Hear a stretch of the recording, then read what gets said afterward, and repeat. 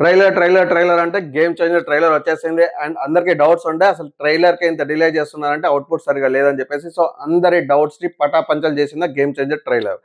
And ఈ movie ఏదైనా పాత సినిమాలకి శంకర్ గారి మూవీ పాత మూవీస్ కి రెఫరెన్స్ లాగా ఉందా?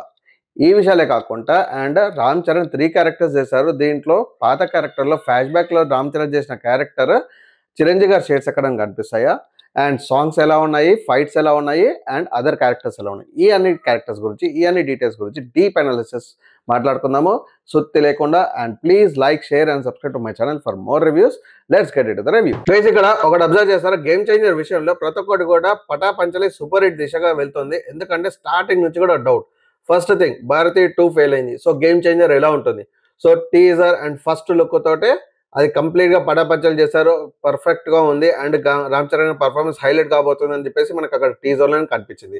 And second thing, trailer late అవుతుంది. సో ట్రైలర్ ఎలా ఉంటుంది అని చెప్పేసి, అండ్ ట్రైలరే అవుట్పుట్ బాగాలేదు కాబట్టి ట్రైలర్ లేట్ చేస్తున్నారా అని చెప్పేసి, ఇక్కడ కూడా ట్రైలర్ లో ప్రతి ఒక్కళ్ళ పర్ఫార్మెన్స్, రామ్ చరణ్ పర్ఫార్మెన్స్, ఎవరి పర్ఫార్మెన్స్ కూడా అసలు పేరు పెట్టేటట్టు లేదు.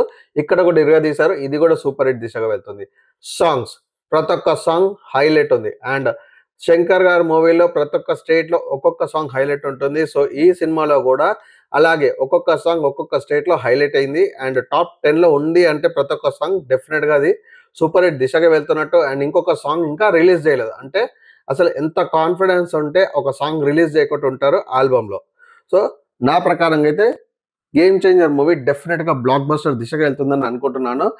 అండ్ సంక్రాంతి రేస్ లో గేమ్ చేంజర్ డెఫినెట్ గా అట్లీస్ట్ ఒక 50% షేర్ తీసుకుంటుందని నేను అనుకుంటున్నాను. మీకేమనిపిస్తుంది బ్రో? గేమ్ చేంజర్ ట్రైలర్ చూసాక నాకు ఒకటే అనిపించింది, ఒక మూవీ ట్రైలర్ చూసానా లేకపోతే 3-4 మూవీస్ ట్రైలర్ చూసానా అనిపించింది. ఎందుకంటే రామ్ చరణ్ గారు 3-4 డిఫరెంట్ షేడ్స్ లో కనిపించారు. ఒక స్టైల్ కి సంబంధం లేకుండా, డైలాగ్ వర్షన్ కి సంబంధం లేకుండా కనిపించారు.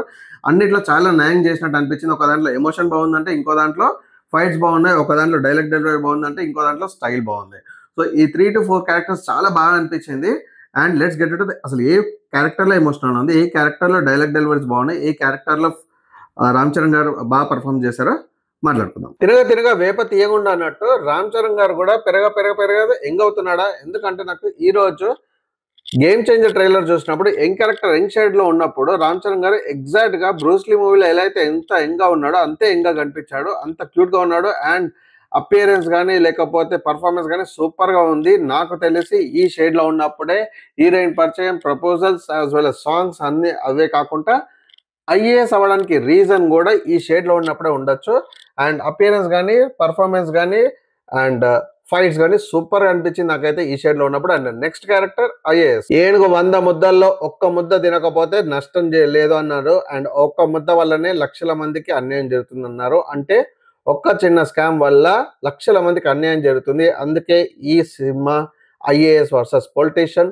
సో అదే కాన్సెప్ట్ నేను మూవీ తీసారని ఆల్రెడీ శంకర్ గారు చెప్పారు. అండ్ డైలాగ్ డెలివరీ కానీ లేకపోతే రామ్ చరణ్ గారి పర్ఫార్మెన్స్ కానీ, రామ్ చరణ్ గారి అపియరెన్స్ కానీ, చాలా కొన్ని మూవీస్ లో క్యారెక్టర్ కి తగ్గట్టు అపియరెన్స్ ఉంటాయి. అండ్ ఈ మూవీలో రామ్ చరణ్ గారి IAS performance and appearance clear గా చూడొచ్చు మనము.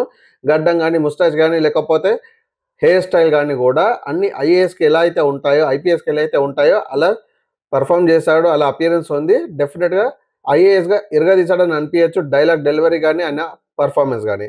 And next character flash back లో పొలిటీషియన్ గా రామ్ చరణ్ గారిని చూపించారు. ఆయన హెయిర్ స్టైల్ కానీ, ఆయన డ్రెస్సింగ్ స్టైల్ కానీ నార్మల్గా రామ్ చరణ్ గారిని ఫ్లాష్ బ్యాక్ లో చూపిస్తే మనం ఎక్స్పెక్ట్ చేసేది చిరంజీవి లాగా ఉంటారు, చిరంజీవి షేడ్ ని తీసుకొచ్చారు, చిరంజీవి కనిపించేటట్టు మేకప్ చేస్తారని అనుకుంటాం. కానీ ఇక్కడ ఎక్కడ కూడా అంటే మనకి చిరంజీవి ఫ్యామిలీ నుంచి వేరే వాళ్ళని కూడా మనకి ఫ్లాష్ బ్యాక్ స్టోరీస్ కానీ పాత స్టోరీస్ లో మూవీస్ లో చూపిస్తే మనకి చిరంజీవిని కనిపించేటట్టు, చిరంజీవి అనిపించేటట్టు మనకి వాళ్ళకి మేకప్ చేస్తారు. బట్ ఇక్కడ రామ్ చరణ్ గారికి ఆ షేడ్ ఎక్కడ కూడా ఇవ్వలేదు.